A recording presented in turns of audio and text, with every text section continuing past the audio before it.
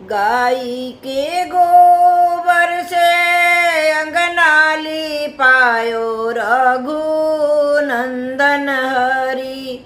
गजमोती चौका पुरायो सुना हे रघुनंदन हरि।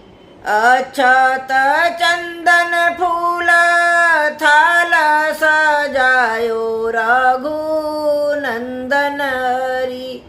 मानिका दिया राजरायो सुनाए रघुनंदन हरि। चारो ही कोने चारो बेदिया बनायो रघुनंदन हरि। सुबरन कलसा भरायो सुनाए रघुनंदन हरि। ताई चौके बैठे दशरथ जी के बेटा रघुनंदन हरि।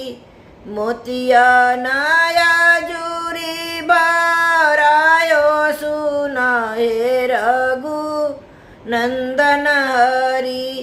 ताई चौके बैठे समाधि जी के बेटा रघुनंदन हरि।